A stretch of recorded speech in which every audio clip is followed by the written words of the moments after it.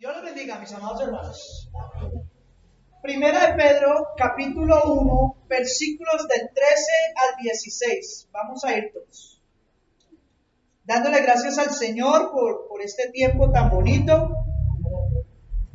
por este tiempo de gozo, de exaltación. Del 13 al 16. Primera de Pedro, capítulo 1, versículos del 13 al 16. Vamos a continuar con nuestra serie La Santidad de Dios, hoy en su tercera parte. Amén. Un tema precioso, maravilloso, pero que ha despertado muchas inquietudes en la vida de muchos amados hermanos y hermanas. Vamos a leer estos tres pasajes, estos 4 versículos, y luego entramos en materia. Amén. ¿Ya todos están ahí? Amén, gloria a Dios. Voy a leer a favor de todos. Dice así: por tanto, ceñid los lomos de vuestro entendimiento, sean sobrios y esperen por completo en la gracia que se les traerá cuando Jesucristo sea manifestado. ¿Cuando Jesucristo sea qué? Manifestado. Como hijos, dígalo fuerte, como hijos qué? Obedientes. No se conformen a los deseos que ustedes antes tenían, estando en qué? En vuestra ignorancia. Sino que como aquel que los llamó es que, dígalo fuerte toda la iglesia, es que, santo, así también sean ustedes santos en toda su manera de vivir. En toda su manera de vivir, en todo lo que ustedes hagan. Porque escrito está: sed santos, porque yo soy santo. A ver, ya hace unas semanas atrás comenzamos con este tema, la santidad de Dios. En la primera charla, para los que pronto no han estado enterados, hablamos de la santidad a grandes rasgos, mirando el impacto que la santidad tuvo desde el Antiguo Testamento hasta el Nuevo y lo que tendrá hasta el final de los tiempos, cielo nuevo y nueva tierra. Hablamos de la terminología, de los pasajes que hablan de santidad, de los términos que se usan para santidad en la Biblia. Hablamos de que aparece en el solo Antiguo Testamento aparece más de 800 veces las referencias a santidad. Entre el Antiguo y el Nuevo Testamento son casi 2000 veces que se hace mención sobre la santidad de Dios en la Biblia. Quiere decir que este no es un tema aparte, esto es una doctrina fundamental de la iglesia cristiana. ¿Amén? Amén. Pero lo que vimos a grandes rasgos en la primera parte de nuestra enseñanza es que la santidad de Dios nos transforma. ¿Nos qué? Nos transforma. Pudimos comprender a través de ese estudio por qué personas como Moisés y como Isaías, que estuvieron en la presencia misma de Dios, no fueron consumidos como era lo más común o lo más normal que pudiera pasar. La santidad de Dios, la luz inaccesible, la gloria, el resplandor de su gloria, ante el cual nadie puede estar, ¿cierto? Porque el que esté ahí delante de esa presencia caería muerto. Vimos como en algunos pasajes de la palabra de Dios, por ejemplo, los sacerdotes del tabernáculo y del templo de Dios, si no entraban puros al lugar santísimo, caían muertos inmediatamente. Vimos como aquel hombre que quiso sostener el arca de la alianza cuando se iba a caer del lugar donde la estaban transportando, tenía la buena voluntad de no dejar caer el arca, pero cuando la sostuvo para no dejarla caer, la presencia de Dios, su santidad, lo mató. Porque es algo serio la santidad de Dios. Es pureza. Y entonces vimos cómo Dios hace una obra tan preciosa en el corazón de cada hombre, de cada uno de sus hijos, que en lugar de matarnos, lo que hace es que por medio de su santidad nos transforma. Él nos purifica, Él nos limpia para que podamos estar aptos, presentados delante de Él. Por eso en Hebreos dice que Cristo, aquel que nos dio la santidad, que nos purificó a través de su sangre, dice que por esa sangre, por la cual nosotros fuimos purificados, por esa sangre ya podemos entrar confiadamente ante el trono de la gracia. Y vimos cómo la santidad de Dios, a través de la visión de Isaías, la visión de Ezequiel, a través de la iglesia, a través de lo que va a pasar en el Apocalipsis, en los tiempos finales, en todo el mundo, la santidad de Dios lo transforma todo. Y es impresionante. También vimos en esas enseñanzas que la santidad significa que Dios es moralmente perfecto. Escuchen, Dios es moralmente perfecto. Nosotros, los cristianos, deberíamos ser moralmente buenos, pero no lo somos. Nosotros los cristianos procuramos, escuchen bien, procuramos ser moralmente buenos. Pero hay una abismal diferencia entre ser moralmente bueno y ser moralmente perfecto. Y esa es una gran diferencia entre Dios y nosotros. Y hablábamos de cómo el hombre siempre, en vez de acercarse a la moral perfecta de Dios, quiere que Dios se rebaje de su moral perfecta para venir a ser moralmente imperfecto al lado de nosotros. Siempre queremos que Dios funcione de una manera equivocada. Y por eso la santidad de Dios es un tema tan impresionante. Hace 8 días miramos algunas de las cualidades de lo que se implicaba el ser santos o lo que implicaba la santidad de Dios en medio de la iglesia. Y una de las cosas que más me asombró es que cuando dice que nosotros somos santos o llamados a ser santos, la Biblia dice que nosotros somos llamados a ser diferentes al mundo. Hicimos un énfasis impresionante en que en muchos lugares la gente le da lo mismo ir a la iglesia o no ir, porque si va a la iglesia, lo que encuentra en la iglesia es igual al mundo.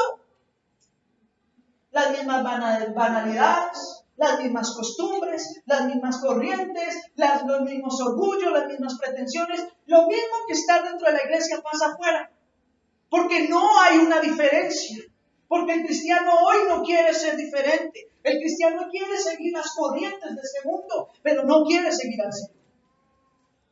Y por eso la santidad de Dios mirábamos con los contextos, la palabra kadosh y la palabra agio, que es en griego cuando aparece en el Nuevo Testamento, cómo se nos invita a ser puros, pero sobre todo a ser moralmente buenos y diferentes, superiores del mundo, superiores al mundo. Y como yo les decía, no es que ahora nos quedamos, ay, yo soy, no. Al contrario, ser superior al mundo, diferente al mundo, implica que nosotros seamos humildes, pero también sometidos a la palabra de Dios. También vimos hace 8 días lo del carácter de Dios. Que la santidad, muchos cuando hablan de los atributos de Dios, dicen Dios es amor, Dios es omnipotente, Dios es omnipresente, y meten a la santidad como otro de los atributos de Dios. El problema es que la santidad no es un atributo más de Dios. La santidad de Dios es su característica, su cualidad y su atributo principal en torno al cual los demás giran y por los cuales los demás se ejecutan. Hablábamos de que Dios no puede ser amor y Dios no puede ser justo y Dios no puede ser omnipotente y glorioso como lo es si no fuera santo. La santidad de Dios envuelve todo su carácter, toda su moral y todos sus atributos. Y algo que reflexionamos hace 8 días, y antes de continuar hoy, es ¿por qué nosotros muchas veces no podemos amar a nuestros semejantes siendo cristianos? Llegamos a la gran conclusión, porque no hay santidad en nosotros. Nosotros queremos amar a los demás como a nosotros nos parece. Pero muchos de nosotros no somos capaces de amar a los demás como Dios nos manda a amarles, porque en nosotros no hay santidad. Queremos ser justos con los hombres como Dios lo ordena, pero no podemos ejercer la justicia de Dios en nuestras vidas porque nosotros no somos moralmente buenos. Es decir, no hay santidad en nosotros. Y como lo hablábamos, Hebreos capítulo 12, versículo 14, sin santidad nadie verá al Señor. Y esto aquí no se trata de que algunos sean más santos o mejores que otros. Se trata de que todos necesitamos buscar la santidad de Dios y comprometernos a vivir en santidad. Todos y cada uno de los aquí presentes tenemos fallas, tenemos defectos, tenemos pecados, tenemos cosas ocultas y es necesario que si queremos avanzar en la vida cristiana nos despojemos de todo eso para acercarnos delante de Dios y permitir ser transformados completamente por Él. En las iglesias cristianas hay muchas personas religiosas, fanáticas, que creen que van a ir al cielo porque asisten religiosamente los domingos, que porque leen la Biblia, que porque oran, ayunan mucho, pero no son santos. Oran y ayunan 40 días ayunando, pero no hay amor en sus vidas, son vanagloriosos, prepotentes. El apóstol Pedro en este pasaje, que es el pasaje estándar sobre el cual hemos basado toda esta enseñanza, empieza diciendo lo siguiente: por tanto, teniendo entendido cuál es la gloria del Señor, ciñan vuestros lomos de entendimiento. Es necesario que nosotros hoy empecemos a pensar y actuar como verdaderos cristianos.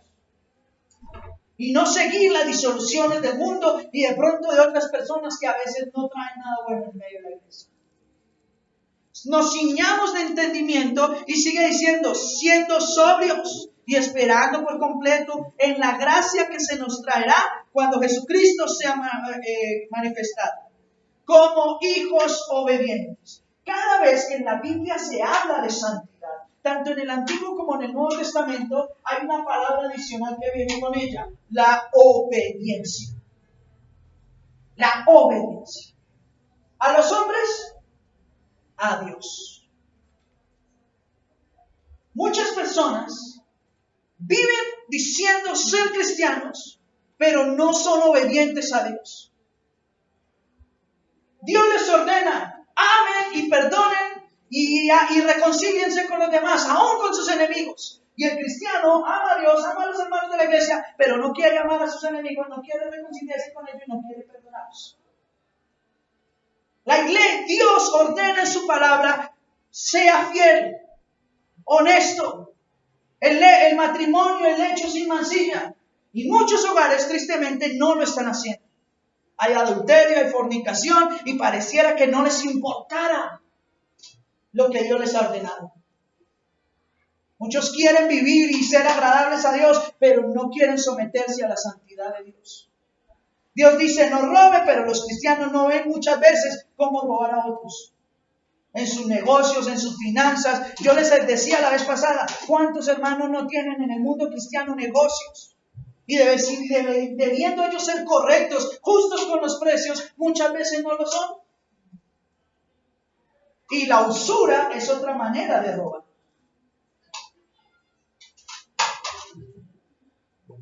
Entonces, decimos ser cristianos, pero no lo somos, porque en nuestra vida no hay santidad. Y sin santidad, hermanos, por más que hablemos de gracia, de misericordia, por más que hagamos, nadie verá al Señor. Y eso es una realidad tangible. Por eso el apóstol sigue diciendo aquí, como hijos obedientes, no se conformen a los deseos que ustedes antes tenían, ¿estando en dónde? ¿Estando en dónde? Cuando estábamos en el mundo, lejos de Dios, que no conocíamos las Escrituras, éramos ignorantes. Y por eso fallábamos y cometíamos tantos errores. Pero ahora, mis amados hermanos, muchos conociendo las Escrituras, conociendo la verdad, se siguen comportando como ignorantes. Y acuérdese que dice la Biblia, es mejor no haberme conocido que haberme conocido y haberse apartado. O haber actuado diferente a lo que usted ha sido llamado.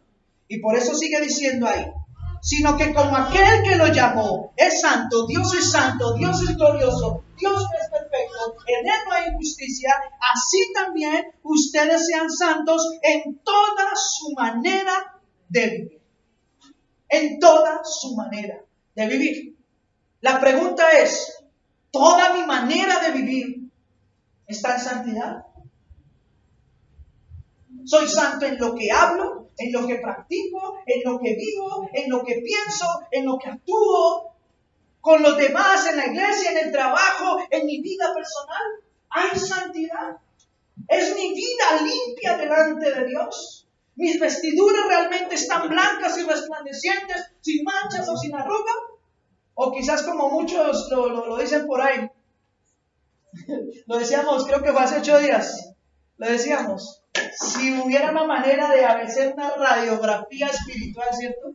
Como cuando usted pasa por el aeropuerto y hay el escáner para ver si usted lleva algo o no ilícito, ¿sí? Si aquí hubiera un aparato de esos que pudiera hacer una radiografía, un escáner de su alma, cuando usted pase por ese escáner, ¿cómo se vería al otro lado? Luz, limpieza, o se vería negro, oscuro, arrugado. Más de uno diría, no, mejor que no exista el aparato todavía.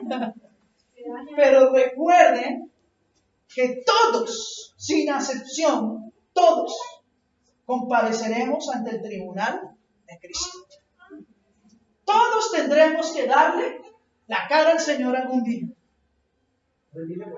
Rendirle cuentas. ¿Y quién lo dijo? Rendirle cuentas. Y ojo que vamos a hablar de eso en un momento. Muy bien, hermano. A mí me encanta que van avanzados. Entonces, eso lo vimos a grandes rasgos. Continuando con los puntos que empezamos a desarrollar desde las dos primeras enseñanzas, hoy vamos a ver otro de los puntos de lo que implica la santidad de Dios en medio de la iglesia. El primero de ellos, mis amados hermanos, el que vamos a ver el día de hoy, el primero de ellos es: la santidad de Dios debe ser la guía perfecta de la iglesia. La santidad de Dios debe ser la guía perfecta de la iglesia. Aquí el apóstol Pedro dice en 1 Pedro capítulo 1, donde estamos, ¿cierto? En el versículo 16, sean santos porque yo soy santo. ¿Cuál es la ordenanza de Cristo? Que en la iglesia y en la vida de cada creyente haya ¿qué? Santidad. Muchos problemas, conflictos y situaciones en medio de la iglesia se lograrían solucionar de la manera correcta si nosotros nos dejáramos guiar por la voluntad y por la santidad perfecta de Dios. Pero ¿por qué muchos problemas, situaciones y cosas que pasan en medio de la iglesia, en vez de llegar a un buen término, terminan llegando a situaciones difíciles? Porque no se solucionan de la manera santa y perfecta que Dios nos muestra por medio de su palabra, sino se pretende solucionar con la psicología y la sabiduría de hombres imperfectos. Ese es el problema. La santidad de Dios debe ser el guía perfecto de la iglesia. Y aquí es donde tenemos que hacer un pensamiento. Les voy a leer la siguiente frase. Y ustedes me van a decir qué opinan sobre esta frase. ¿Dios nos acepta incondicionalmente? ¿Sí o no? Ustedes dicen sí. A ver, ¿quién dice sí? Levante la mano. Bueno, dicen que sí. ¿Quién dice que no? Dila nomás. Bueno, los que dicen que sí, Dios nos acepta incondicionalmente, ¿por qué? Porque somos hijos de Dios. Interesante. ¿Quién más? ¿Quién más? Porque Dios nos ama, ok. Dígame. Por la gracia, ok. Los que dijeron que no, ¿por qué dicen que no? Porque, ojo, esta es una frase que se repite demasiado en el cristianismo. No, es que Dios nos acepta incondicionalmente. Y se usa en muchas congregaciones. Pero ¿qué tan cierto hay en esa sola frase? ¿En verdad Dios nos acepta incondicionalmente? Para los que creen que sí, yo tengo que decirles que desde el Antiguo Testamento hasta el Nuevo Testamento, Dios dice no. ¿Cómo? Ay, ¿por qué? Hay pelea, ¿no? Hay pelea. Oseas capítulo 1. Ustedes revisan en Oseas capítulo 1 cómo Dios le ordena al profeta que se consiga una mujer que no es judía, que es prostituta, y se case con ella. Y en todo el desarrollo del capítulo, el Señor varias veces le dice al pueblo de Dios, le dice, ustedes ya no son mi pueblo. Y yo ya me olvidé de ustedes. ¿Y sabe por qué se lo dice? Porque ustedes no quisieron obedecerme ni vivir en la santidad en la que yo les ordeno. ¡Wow! Vamos a Oseas, capítulo número 1. Vamos a meditar por un momento en el versículo 9. Usted puede tener esta cita en su casa y estudiarla por completo. Les voy a mostrar citas bíblicas donde Dios muestra que no es porque Dios nos acepte incondicionalmente. Es necesario que haya santidad en la iglesia. Porque entonces no tendría valor esa parte de la escritura donde dice sin santidad nadie verá al Señor. Sería incoherente que esa frase estuviera ahí si Dios a todos nos aceptara como llegáramos. Así no es. Porque esa frase que Dios acepta incondicionalmente a todo el mundo va pegada, escucha iglesia, esa frase va pegada a esa otra que no es bíblica, que no es cristiana, de que Dios ama el pecado y aborrece el pecado. Para los que no saben, esa frase no está en la Biblia. Ni siquiera fue proclamada por algún profeta o líder o ministro cristiano en la historia. Esa frase salió de la boca de Gandhi, un líder de Gandhi, de un líder espiritual de otra religión, donde su Dios y su pensamiento es totalmente distinto al nuestro. Y él fue el que dijo que Dios ama al pecador, pero aborrece el pecado. Pero él no especificó que Dios, porque él no cree en el Dios nuestro. Y esa frase se metió en la iglesia y muchos lo predican. ¿Dios ama al pecador? No. Dios aborrece al pecador y aborrece el pecado. Eso es tremendo. Por eso este tema de la santidad de Dios muchas veces lo que hace es, en vez de traer gente a la iglesia, la saca corriendo. Porque mucha gente dice, ay no, eso ya se puso intenso, ya no. Pero el problema es que si yo quiero ser hijo de Dios, debo, mis amados hermanos, debo procurar vivir en santidad. Ojo a esto. Oseas capítulo 1, versículo 9. ¿Quién lo encontró? Amén. Léalo, hermano Santiago, fuerte voz, por favor. El Señor dijo, llámalo, no es mi pueblo, porque ustedes ya no son mi pueblo y yo ya no soy su Dios. ¿Cómo? Léalo fuerte. El Señor dijo, llámalo, no es mi pueblo, porque ustedes ya no son mi pueblo y yo ya no soy su Dios. Porque ustedes ya no son mi pueblo y yo ya no soy su Dios. Y se lo dijo al pueblo escogido de Israel. En el mismo Oseas, capítulo 4, versículo 6, una frase que repetimos cada rato aquí, el Señor también les declara ahí a ellos, dice, por cuanto ustedes desecharon mi conocimiento, yo también me olvidé de ustedes. Ellos tenían la ley perfecta de Dios, pero no la cumplían. Vivían de mal en peor, de pecado en pecado. Como nación vivían todos los días haciendo lo malo delante del Señor. Y aunque eran el pueblo escogido de Dios, el pueblo a través del cual vendría la salvación a todo el mundo, aún así Dios les declara que ya no son su pueblo, que ya no son sus hijos, porque no se someten a vivir en santidad. Recordemos la historia también en Génesis capítulo 4, donde nos muestran a Abel y a Caín. Caín dio su ofrenda. Caín hizo lo que le correspondía, pero no lo hizo de la manera correcta. Dios aceptó la ofrenda de Caín. La rechazó. Así que no pienses que todo lo que tú le ofreces a Dios, Dios lo va a aceptar.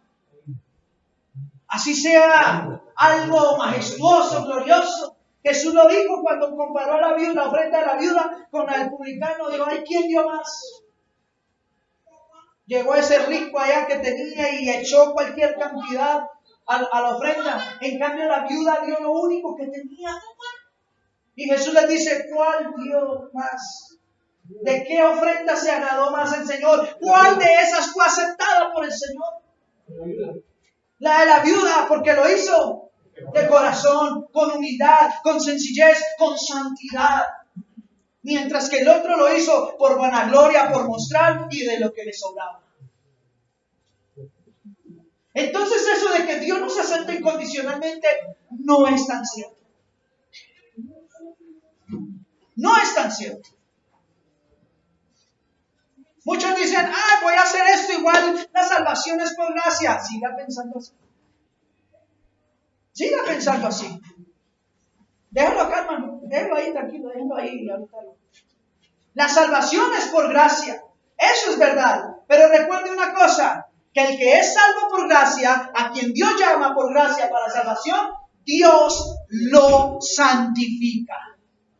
Así que usted no puede decir que vive en la gracia de Dios y viviendo en pecado. Eso es una mentira. Dios no llamó a gente pecadora, a salvar gente pecadora que siga viviendo en pecado. A los que Él escogió, los llamó para que vivan de una manera santa. Efesios capítulo 1, versículo 4. Una cita también varias veces repetida por la iglesia. Según nos escogió en Él. ¿Nos qué? Nos escogió en Él. ¿Cuándo? Antes de la fundación del mundo, para que viviéramos en pecado.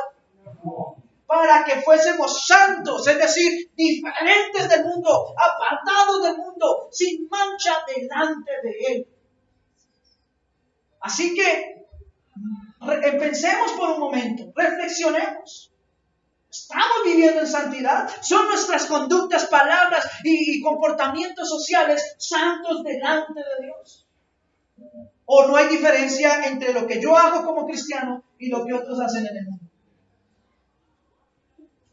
Dijo un hermano, fuerte, sí, fuerte, hermano, fuerte. Escuchen lo siguiente. ¿Por qué Dios nos acepta a nosotros?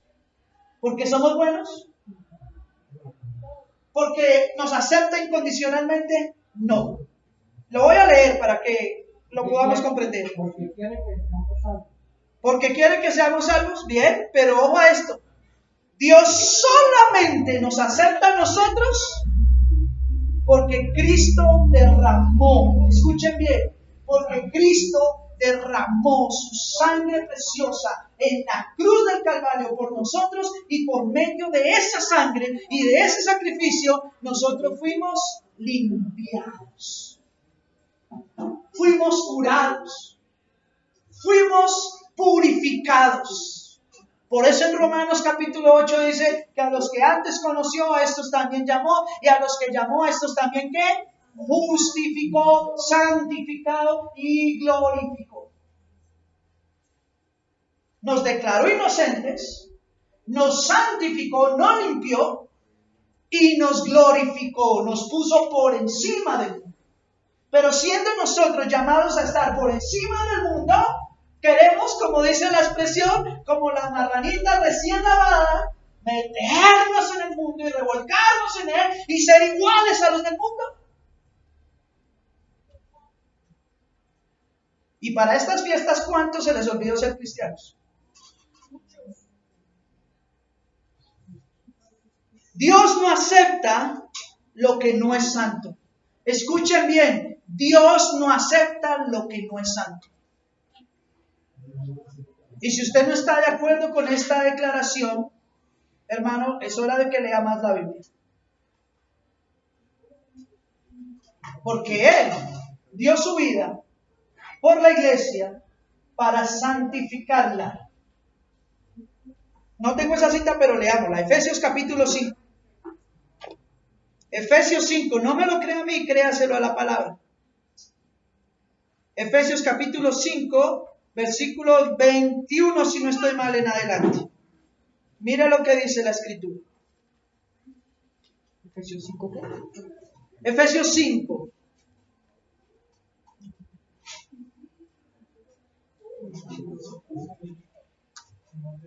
Vamos a leer desde el versículo número 25 en adelante.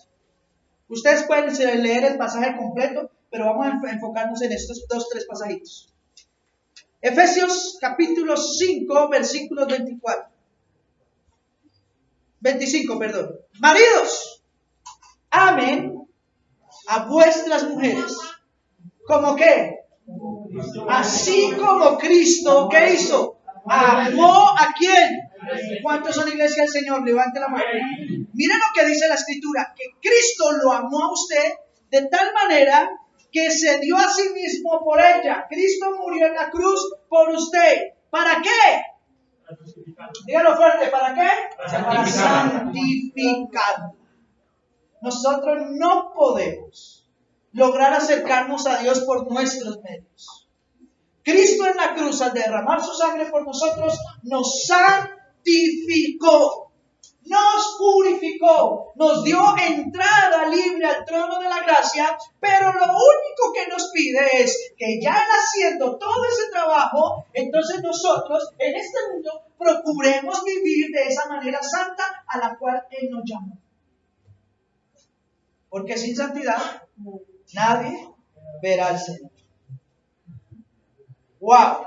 Y sigue diciendo ahí, mire, para santificarla, habiéndola purificado en el lavamiento del agua por la palabra, a fin de presentarla a sí mismo como una iglesia gloriosa, que no tuviera mancha ni arruga, ni cosa semejante, sino que fuese santa y sin mancha. ¿Somos santos y sin mancha? ¿Somos esa iglesia gloriosa por la cual Cristo murió en la cruz? Son sus palabras, sus comportamientos, es su forma de vida, el reflejo de la santidad de Dios. ¡Wow! Esto es sencillamente tenaz. Nosotros debemos permitir que la santidad de Dios sea la que gobierne y dirija cada área de nuestras vidas y de la iglesia. La iglesia no puede aceptar a aquellos que dicen ser cristianos pero viven como mundanos o como paganos. Y aquí se puso duro el asunto. Se están volviendo clasistas. No, la Biblia no nos manda a ser clasistas. La Biblia nos manda a que seamos correctos. Si vas a estar aquí, vive como cristiano. Si no, ve y sale a vive en el mundo. Oiga, ¿y qué para que me metan en este tema? En los partidos políticos, hay partidos de derecha, de izquierda, de arriba, de abajo, de C, por todos lados. Si alguien que dice militar en un partido, digamos, de derecha, y le hace hincha de izquierda, ¿qué hacen los del partido político? ¿Lo sacan? Bueno, ¿ustedes con nosotros o sin nosotros, papito? No, es que me gusta ya, bueno. Dicen, ¿cómo es que le dicen? Le quitan, le cancelan la afiliación al partido y lo sacan. Vaya un hincha a la América, métase en medio de la tribuna de Millonarios, ¿sabes cómo le va? Bueno. Y si el mundo se comporta de esa manera, ¿cuánto más la iglesia? ¿No me lo creen? Primera de Corintios capítulo 5. Primera de Corintios capítulo 5. Anoten ahí, un caso de inmoralidad juzgado en la iglesia. Usted puede estudiar todo el pasaje y usted se va a encontrar que en el pasaje hay un hombre que se está acostando con la mujer del papá, es decir, con la misma mamá. Y van a la iglesia. No es un caso que pase afuera. Porque Pablo dice, en medio de la iglesia está pasando esto, cosa que ni se ve en el mundo, está pasando en la iglesia. Y Pablo le dice a la iglesia, y ustedes, en vez de haber juzgado y tratado este tema, se hacen los ciegos, los sordos y los mudos, como dice por ahí la canción. Debiendo haber juzgado estas cosas, permiten que esto pase en medio de la iglesia. Y ojo a esto, si usted mira el desarrollo de este pasaje, usted se encuentra que Pablo le da 3 directrices a la iglesia a seguir. Lo primero que hace es que le sugiere eliminar la levadura de la iglesia. ¿Qué es la levadura de la iglesia? Todo lo que puede dañar y fermentar la iglesia, la comunidad. ¿Por qué muchas iglesias se dividen y terminan separados entre hermanos? Porque se alcahuetea el pecado en medio de la iglesia. Y como después de que usted alcahuetee el primer pecado de la iglesia, usted ya no tiene autoridad moral para decirle nada más, y entonces se empieza a crecer esa levadura en la iglesia y termina dañando y corrompiendo toda la iglesia. Por eso Pablo les dice, no permitan que eso pase más, y también les dice lo siguiente, ejerzcan una disciplina, hablen con él, con testigos, con la iglesia, y si siguen el pecado, entonces sáquenlo. Y el pasaje termina diciendo, Pablo les dice que no le hablen más. Y entonces le hace una referencia, dice, yo no les estoy diciendo que no se traten con cualquier adúltero, pecador, fornicario, persona del mundo, porque de lo contrario sería necesario salirnos todos del mundo. Pero Pablo da una ordenanza tangible. Lo que sí ordena es que nosotros no nos hablemos ni nos relacionemos con ninguno que diciendo ser cristiano sea adúltero, fornicario, ladrón, idólatra, borracho. Dice, con el tal ni siquiera se junten, no coman con él. Y son palabras fuertes. Pero es que, hermanos, yo por congraciarme con los hombres no debo estar blasfemando ni pisoteando la iglesia ni la sangre preciosa de Cristo. Pero algunos dicen, ay no, y saben que el hermano está en el error y en pecado y siguen allá metidos hablando con él, siguen dejándose llenar el corazón de cosas malas, de cosas feas. No es obligación del pastor decirle al hermano, hable o no hable con una persona. Es su deber moral como cristiano saber con quién debe relacionarse y con quién no debe relacionarse. Yo como pastor en esta congregación no puedo estar como un policía detrás de ustedes diciéndoles todos los días qué deben de hacer. Ustedes tienen el carácter moral y espiritual por la palabra de Dios para saber qué tienen que hacer, con quién relacionarse y con quién no. Y si ustedes prefieren relacionarse con el pecador, con el impío, que con el que procura buscar de Dios, algo mal está funcionando en su vida. No falla ni el pastor, ni la iglesia, ni la palabra de Dios.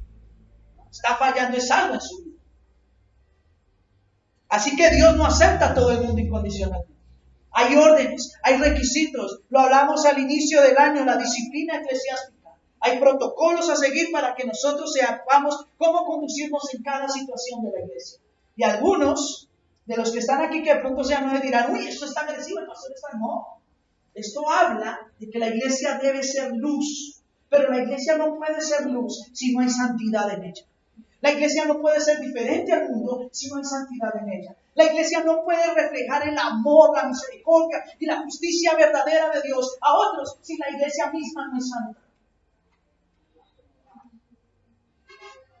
Aleluya. La iglesia debe ser santa. Y por si todavía tienen dudas de que Dios nos acepta incondicionalmente, otra evidencia de que Dios no nos acepta incondicionalmente está en Apocalipsis capítulo 3, versículos 14 al 16, el mensaje a la iglesia de Odisea. Y usted léalo, anótelo ahí, yo se lo voy a parafrasear. Dios le dice a la iglesia, o eres caliente o eres frío, pero no juegues a ser frío. O eres cristiano o ve al mundo, pero no juegues a hacer las dos cosas, porque al tibio, ¿lo qué? Lo vomitaré de mí. Porque en muchos lugares están atestados de gente y la gente le gusta ir a estos lugares grandes y espaciosos, porque allá no hay control. Porque van, cantan, alaban, ofrendan, hacen toda la vida cristiana, pero no tienen a un pastor encima diciéndoles, venga, ¿qué pasó? ¿Cómo está su vida? No hay control. Entonces van, hacen lo que hacen en el mundo, se emborrachan, adulteran, hacen cualquier cosa, y cuando llegan a la iglesia, como no hay control, como no hay santidad en la iglesia, entonces nadie les dice nada y por eso se sienten bien. Pero cuando se habla la palabra de Dios verdaderamente en un lugar como este, no muchos permanecen. Y terminan diciendo cosas, ¿sí o no, hermano Brian? Que es que no hay amor. No, que en la iglesia no hay santidad. Yo, por Dios. Si no hay santidad en la vida de ellos es una cosa, pero quieren culpar a la iglesia del pecado que hay en ellos. Increíble. Una última historia de estas, de que Dios no es incondicional, o sea, que Dios no nos da incondicionalmente las cosas. En Hechos capítulo 5, versículos del 1 al 13, usted se va a encontrar la historia de Ananías y de Zafira. Una pareja, un matrimonio cristiano que estaba en medio de la iglesia. Para esos tiempos la iglesia estaba empezando a crecer, tenía mucho, y era una iglesia que daba mucho a los pobres. Entonces muchos amados hermanos que tenían propiedades, riquezas, manera de contribuir a la iglesia, lo hacían y dicen, ponían todo. Cuando vendían algo, ponían todo el producto a los pies de los apóstoles y los apóstoles, dice la escritura, lo repartían en la iglesia según la necesidad de cada uno. Ojalá si se hiciese así hoy en día. ¿Sí? Pero esa es la manera bíblica. Entonces Ananías y Zafira quisieron también dar su parte. Y dijeron, bueno, tenemos este terreno, no estamos haciendo mucho con él, vamos a venderlo y ofrendar ese dinero o esos recursos para la iglesia. Pero cuando vendieron el dinero, los dos dijeron en sí mismos, vamos a decirle a Pedro que valió tanto, pero que valió menos. Y le entregamos no todo el dinero, sino una parte.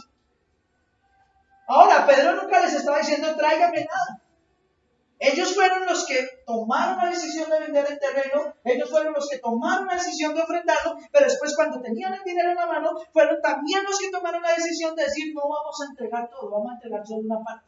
Y como ellos no saben, no hay problema, pero Dios sí lo sabía. Y los dos como pareja coincidieron en esto. Y fueron y le mintieron a Pedro, uno detrás del otro. Y ese día fue una ofensa tremenda ante Dios.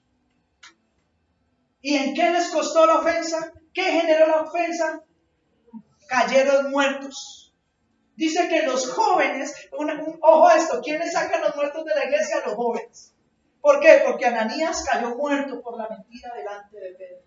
Y dice que los jóvenes cogieron el cuerpo de Ananías y lo estaban sacando. Y estaban sacando el cuerpo de Ananías cuando llegó Zafira, sin saber lo que había pasado, a decir la misma mentira. Y Pedro le dice, vea, allá va su esposo. Y usted va detrás de él y cayó muerto. ¿Sabe qué impacto generó? Ustedes lean el pasaje completo. Hechos 5. Los últimos versículos generaron la siguiente reacción. Vamos a leer Hechos capítulo 5. Los últimos versículos. Van a ver ustedes la reacción, lo que generó en la iglesia este hecho. Hechos capítulo 5, mis amados. Fuerte. Ya les leo el versículo, mis amados hermanos. Hechos capítulo 5. Estamos Ananías y Zafira. Entonces, vamos a leer desde el versículo número 8 en adelante. Entonces Pedro dijo, dime, ¿vendiste en tanto la heredad? Y ella le dijo, sí, en tanto. Es decir, ¿usted la vendió en tanto? Sí, señor, la vendí en tanto. Pedro le dijo, ¿por qué tú conviniste en tentar al Espíritu del Señor? Es decir, ¿por qué ustedes se asociaron para ser mentirosos delante de Dios? Para pretender engañar al Señor, al Espíritu Santo de Dios. Y sigue diciendo, he aquí a la puerta los pies de los que están sepultando a tu marido y te sacarán a ti también. ¡Wow! Entonces al instante ella cayó y a los pies de él y expiró. Y cuando le entraron los jóvenes, ¿quiénes? Los jóvenes la hallaron muerta y la sacaron y la sepultaron junto a su marido. ¿Cuál fue la consecuencia de este acto tan tenaz? En la gracia. No estamos hablando de Antiguo Testamento y ley. Estamos hablando de los tiempos de la gracia, de la iglesia cristiana. Siga diciendo. Y vino gran temor sobre toda la iglesia y sobre todos los que oyeron estas cosas. Y por la mano de los apóstoles se hacían muchas señales y prodigios en el pueblo y estaban todos unánimes en el pórtico de Salomón. Ojo a esto, de los demás, es decir, de los que no eran de la iglesia, al enterarse de esto, ninguno se atrevía a juntarse con ellos, es decir, con los cristianos. Mas el pueblo los alababa grandemente y los que creían en el Señor aún aumentaban más con gran número, así hombres como mujeres. ¿Sabe qué produjo este hecho? Cuando Dios efectúa su ira para mostrar su santidad y la seriedad que es la iglesia, hace lo siguiente, que los que no son cristianos, al ver la seriedad del asunto, digan, yo allá no me meto.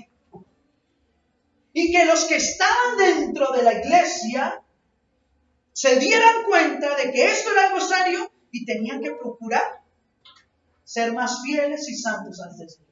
Esto no es un juego. ¿O por qué creen que la Biblia dice que Dios no puede ser burlado? Y el último caso está en 1 Corintios capítulo 11, donde habla de la cena del Señor. La cena del Señor. Y ahí usted encuentra que hubo un problema. Pablo hablaba de un problema de que no se esperaban para comer unos con otros, de que muchos cuando llegan a ese punto de que el que coma y beba de este vaso y de este pan y esta copa del Señor indignamente, será culpable ¿de qué? Del juicio. Pero muchos creen que cuando dice indignamente se refiere al pecado. Ay, es que yo no puedo tomar la Santa Cena sin pecado. Pues entonces, hermano, nadie puede tomar la Santa Cena, porque todos vivimos en pecado. Si usted mira desde los pasajes, desde el versículo número 10 en adelante, lo que Pablo les está hablando a la iglesia es que cuando la gente se reúne en la iglesia para tomar la cena del Señor, no lo hacen con respeto, no lo hacen con reverencia. Es decir, pasábamos por acá, supongamos, la Santa Cena, y cuando íbamos llegando allá, los de aquí ya se la habían comido.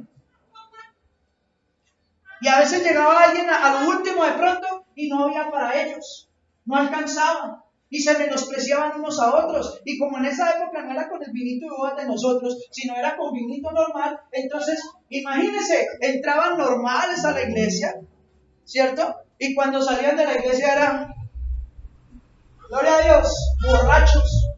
Lo dice Primera de Corintios. Eso pasaba en la iglesia y eso era comer y beber indignamente. Lo hacían como si fueran sus casas, bebían, se emborrachaban, algunos comían de más e inclusive dejaban a los más pobres sin alimento.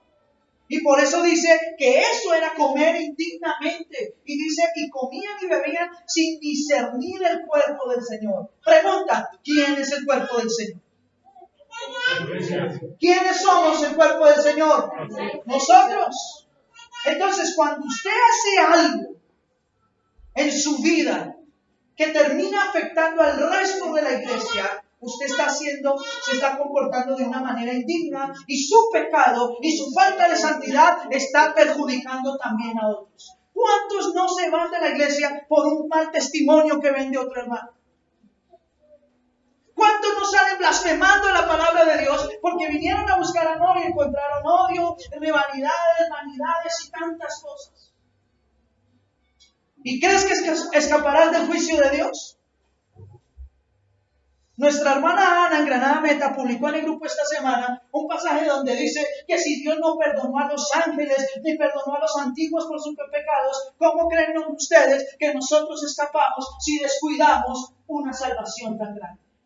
¿Cómo creen ustedes que nosotros escaparemos del castigo y del juicio si en vez de comportarnos en santidad vivimos como paganos en este mundo? No haciendo lo que es correcto. Yo estoy aterrado de ver cómo tantos que dicen ser cristianos se siguen comportando como paganos, como mundanos. Nadie te obliga a estar en la iglesia, amado hermano. Nadie te va a obligar a que seas o no seas cristiano. Pero si tú quieres ser cristiano, aprende que este camino debe vivirse en santidad. Aprende que usted no le va a dar cuentas a los hombres, sino directamente al Señor. Y por eso la iglesia, en todo lo que hagamos, debe ser guiado por la santidad de Dios. Y el segundo punto, para no extenderme hoy más, vamos a ver otro punto sobre la santidad de Dios, es precisamente la que hablaba el hermano Eudoro. Nosotros tenemos que darnos cuenta de que la santidad de Dios, escuche bien, la santidad de Dios nos obliga a dar cuentas. ¿La santidad de Dios nos obliga a qué? A dar cuentas. ¿A los hombres? ¿A los hombres? ¿O a Dios? ¿O a ambos?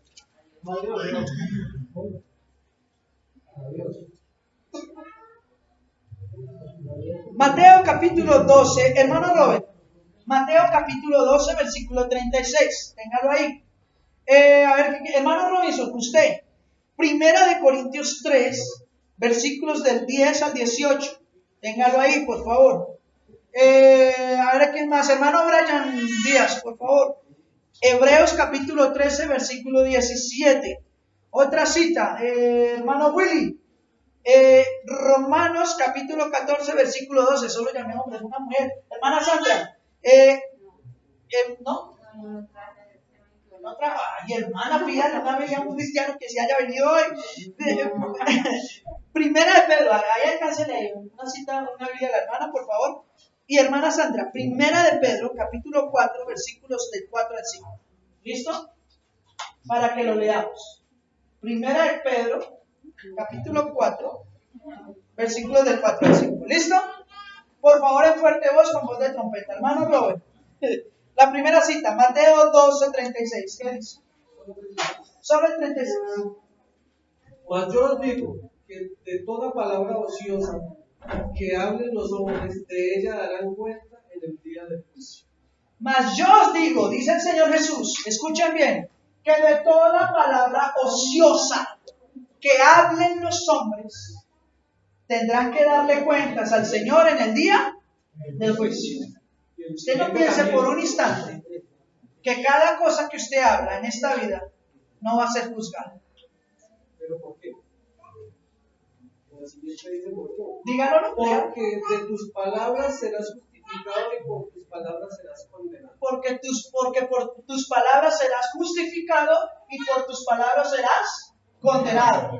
Y muchos dirán, ¿pero por qué? ¿Sabe por qué? Porque la Biblia dice que de la abundancia, ¿de qué cosa? Del corazón habla la boca. Es decir, que si usted vive haciendo comentarios que no corresponden, haciendo cosas que no convienen como santos, hablando vanidades, vulgaridades, chistes de doble sentido, es porque su corazón no es santo, porque su corazón está en pecado, porque su corazón está en el mundo y no con Dios. Por eso también Santiago en la epístola dice que de una misma fuente no pueden brotar dos tazas de agua, salada y dulce. No pueden brotar. Pero en muchos cristianos, mírenme aquí cristianos, por momentos sale bendición para todos, bendición Señor, bendición, bendición, y al rato están maldición, groserías, vulgaridades, cosas deshonestas. No puede ser así. O somos fuente de agua viva o no lo somos. O hay una abundancia limpia, santa en mi corazón o no la hay. De toda palabra ociosa que salga de nuestra boca, seremos juzgados. Nos pasarán. Así que usted haga un recorderis de qué tantas cosas ha dicho locas hasta el día de hoy y procure de aquí en adelante no seguirlas diciendo. Que los dichos de mi boca, dijo el salmista, y la meditación de mi corazón estén siempre delante de ti, oh Dios mío. En el Salmo 19 lo encuentro. Que los dichos de mi boca y la meditación de mi corazón estén siempre delante de ti. Tremendo. La siguiente cita, ¿quién la tiene? 1 Corintios 3, 10 al 18, hermano Robinson. 3, 18. Sí, señor. 3 del 10 al 18, por favor. Conforme a la gloria de Dios que me ha sido dada, yo como sabio maestro de obra puse el fundamento, mas otro edifica sobre él. Empero cada uno vea cómo edifica sobre él. Porque nadie puede poner otro fundamento del que está puesto, el cual es Jesucristo. Y si alguno edificare sobre este fundamento oro, plata, piedras preciosas, madera, heno, hojarasca, la obra de cada uno será hecha manifiesta, porque el día la declarará, porque por el fuego será revelada, y la obra de cada uno, cual sea, el fuego hará la prueba. Si permaneciere la obra de alguno que sobreedificó, recibirá galardón. Mas si la obra de alguno fuere quemada, sufrirá pérdida. Él, empero, será salvo, mas así como por fuego. ¿No sabéis que sois templo de Dios y que el Espíritu de Dios mora en vosotros?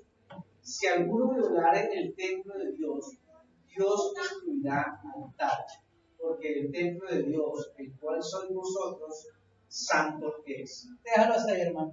Porque el templo de Dios, santo es. Ustedes son el templo de Dios. Vuestros cuerpos son el templo santo de Dios.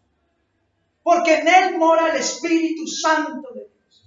Pero si ustedes no se comportan de una manera santa, ¿qué hará Dios con ese cuerpo? Lo destruirá. Porque tienen en poco la santidad de Dios. Porque no quieren vivir como hijos de Dios. El apóstol empieza a decir, yo he puesto un fundamento, está en la palabra, está en las doctrinas cristianas claramente establecidas y nadie puede venir a poner otro fundamento sobre lo que ya está escrito. Edifiquemos sobre lo que ya el Señor y sus apóstoles nos enseñaron.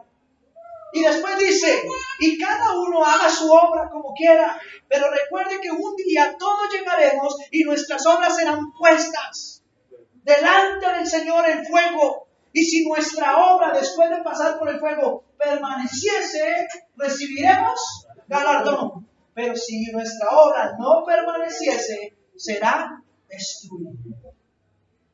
La santidad de Dios no es un juego, no es una enseñanza más. La santidad de Dios es el fundamento sobre el cual la iglesia debe vivir día tras día. La santidad de Dios debe envolvernos por completo, personalmente a cada uno de nosotros, pero como iglesia. No podemos seguir jugando a ser cristianos, hermanos. O somos cristianos o no lo somos. O somos fríos o somos calientes. Pero no juguemos a estar en términos medios. ¿Amén? Ay, ay, ay. Siguiente cita. Siguiente cita. Hebreos capítulo 13, versículo 17. ¿Quién la tiene? Hermano Brian, por favor. Obedecer a vuestros pastores y sometados a ellos, porque ellos velan por vuestras almas como quienes han de dar cuenta, para que lo hagan con alegría y no quejándose, porque esto no es provechoso. Amén. El apóstol que escribió, se cree que fue Pablo el que escribió Hebreos, se cree, no está confirmado. En este pasaje le dice a la iglesia, obedezcan a sus pastores y sujétense a ellos. ¿Sí? No dice, ustedes le van a rendir cuenta al pastor. No. Dice, obedezca al pastor y sujétese a él. En una enseñanza anterior hablábamos de la sujeción y nos dimos cuenta que usted debe sujetarse al pastor y obedecerlo si usted se da cuenta que el pastor está sujeto a Dios y a su palabra. Ahí usted puede sujetarse a eso. Pero si eso ya está pasando, si el pastor está procurando obedecer a Dios y a su palabra, sujétese a él y obedézcalo, porque es la cabeza de la iglesia. ¿Sabe por qué?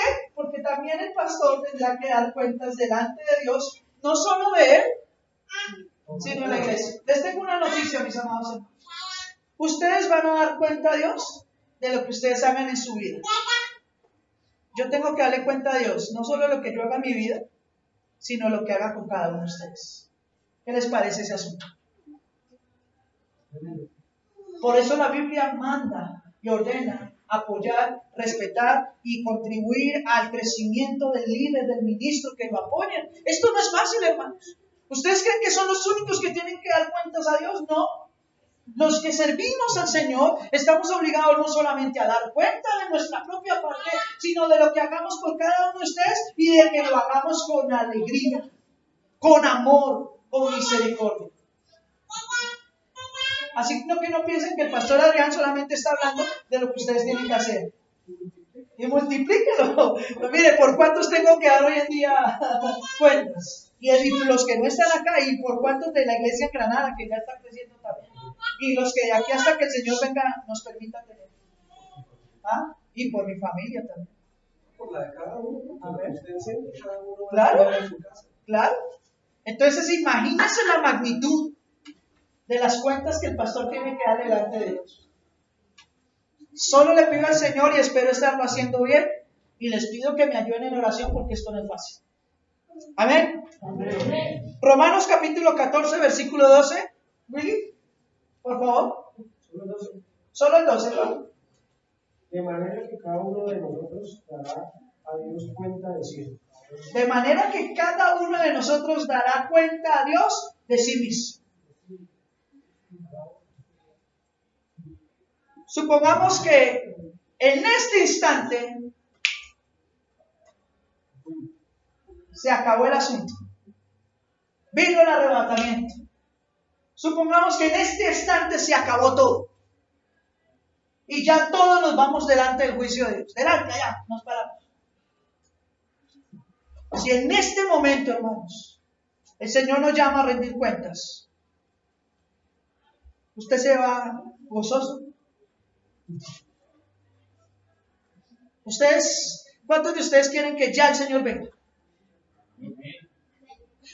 Yo he escuchado a cristianos que dicen, yo quiero, ojalá ya el Señor viniera. Ah, sí, ojalá viniera ya. ¿Y usted está listo para darle la cara al Señor? Todavía no, lo dicen por allá como escondidos. ¿Qué pasó? ¿Sabe por qué Dios todavía no lo ha hecho? por misericordia, por darnos la oportunidad de que hagamos las cosas bien. Pero llegará el día en que la puerta se cierre. Y golpearán y ya no podrán entrar. Llamarán y ya nadie les responderá. Hay un refrán, un adagio popular. Ustedes, amados míos, como cristianos, no dejen para mañana lo que ya deberían estar haciendo. Muchos han peleado conmigo este último mes, se los digo. Porque como iglesia tenemos una posición muy fuerte con relación a las fiestas. El pastor es intenso, el pastor, y empiezan a buscar por otro lado la excusa. A ver, si el tema de la santidad a ustedes no les ha hecho entender que usted ya debe ser diferente al mundo, estamos mal. El mundo va sin freno hacia la destrucción, corriendo en sus disilusiones, en sus fiestas, en sus tradiciones, algunas buenas, algunas no tan buenas. No hay que juzgar ni pretender que todo sea malo. Pero es que usted no está llamado a seguir la corriente del mundo. Usted ya está llamado a ser diferente. Pero es que en esta fiesta se respira paz y amor. Pues sea usted paz y amor todos los días de su vida, en toda su manera de vivir. No solo un día ni un mes al año. La iglesia está llamada a ser luz y la sal del mundo. ¿Es usted luz? ¿Es usted la sal del mundo? La última cita, hermana Sandra. Primera de Pedro, capítulo 4, versículos 4 y 5. Por eso a los que no creen, ahora les parecerá extraño que usted ya no se una a ellos en su vida perdida y desenfrenada. Óigalo. Y por eso hablan mal de usted. ¿Por eso hablan qué? Mal de usted. Wow. Síganle leyendo, hermano. Pero ellos tendrán que rendir cuentas ante Dios por lo que han hecho. Y vendrá pronto a juzgar a todos, tanto a los que están vivos como los que ya hayan muerto. Wow. Y si usted no lo escuchó, gracias, hermana, lo voy a leer acá. Primera de Pedro 4, versículos 4 y 5 dice: a estos, a los del mundo, a los que no son cristianos, les parece cosa extraña que ustedes, nosotros, la iglesia, no corramos como ellos lo hacen en el mismo desenfreno y en la misma disolución, y por eso los ultrajan. Es que ustedes son aburridos, ustedes no toman, ustedes no, usted mucho bobo, con la misma mujer 20 años, mire, yo con una y con otra, sí, vaya, dígale eso al Señor. Es impresionante que se jactan, se vanaglorean de sus pecados. Sacan pecho de lo que mal están haciendo delante de Dios. Así que no les parezca cosa extraña a ustedes, que ellos los vean a ustedes extrañamente, como raros, como diferentes. Si a usted lo están viendo diferente, gloria a Dios, porque usted está procurando vivir en santidad. Usted y yo estamos llamados a vivir en santidad, a ser diferentes del mundo, a ser diferentes de sus pensamientos y comportamientos. Y esto no quiere decir que entonces yo me vuelva un amargado, un aburrido, no. Si lo que he aprendido en mi vida cristiana es que vivir con Dios es lo mejor, lo más glorioso, es lo más perfecto. Y el gozo y la paz que uno tiene son un gozo y una paz perdurables, eternos, que el mundo no te lo puede dar. Y como Él no lo da, tampoco te lo puede quitar. Mi paz, mi gloria, mi gozo provienen de lo alto. Y en lo alto solo hay eternidad. Amén. Dios nos ofrece algo superior a lo que el mundo te ofrece. El mundo te ofrece placeres pasajeros, cosas muy buenas a tus ojos, pero pasan y dejan vacío tu corazón. Lo que Dios te ofrece es eterno, es santo y es glorioso. ¿Cuánto le dan la gloria al Señor? Aleluya.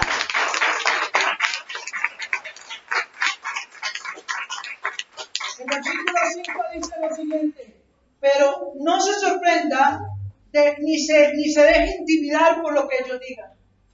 Porque ellos también tendrán que darle cuenta al Señor que está preparado para juzgar a los vivos y a los muertos.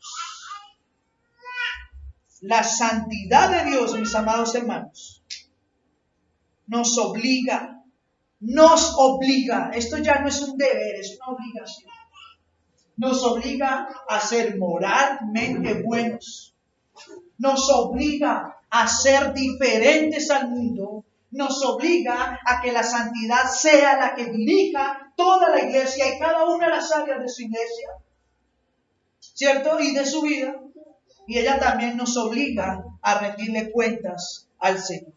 Así que todo, mis amados hermanos, por eso es que aquí hay una frase que nosotros tenemos como iglesia. Cada iglesia tiene sus frases particulares. Aquí hay una que yo a veces procuro repetir en ocasiones. A muchos les parece buena, a otros no tan buena, pero hoy se le encuentra sentido a esta frase. Yo hay veces cuando termino mis oraciones o las reuniones le digo a los hermanos, así que hermanos, procuremos que todo lo que hagamos de palabra o de hecho sea para el Señor, sea una adoración real, sea una adoración viva, una adoración santa. Y quiero terminar con este pasaje. Romanos capítulo 12, versículos 1 y 2. Así que hermanos, les ruego por las misericordias de Dios que presenten sus cuerpos en un sacrificio vivo, santo y agradable a Dios, que es que vuestro culto racional. No se conformen a las corrientes de este mundo, sino que se renuévense por medio de la transformación de su pensamiento, para que puedan vivir haciendo lo que es agradable al Señor. Presenten sus cuerpos, que es el templo de Dios, como un sacrificio vivo, santo y agradable al Señor. No se conformen ni sigan las corrientes de este mundo, sino transfórmense por medio de la renovación de su entendimiento. ¿Y cómo puedo yo transformarme? Ya lo hemos dicho. ¿Cómo nos limpiamos? ¿Cómo nos purificamos a nosotros mismos? Por medio de la obediencia a la palabra de Dios. Y para los que no han estado en las charlas anteriores, eso lo dice en la cita que iniciamos. Primera de Pedro capítulo 1, después de que leemos el versículo 16, más adelante, él termina diciendo lo siguiente. En el versículo número 22, habiendo purificado vuestras almas. Capítulo 1, primera de Pedro, capítulo 1, versículo 22, dice, habiendo purificado vuestras almas por medio de la obediencia, ¿a la qué? A la verdad, mediante el Espíritu, para el amor fraternal no fingido. Ámense unos a otros entrañablemente y de corazón. ¿Cómo me santifico yo? ¿Cómo me limpio yo día tras día delante del Señor? Porque usted puede hacerlo por medio de obedecer a la verdad del Señor que está contenida en esta su palabra preciosa.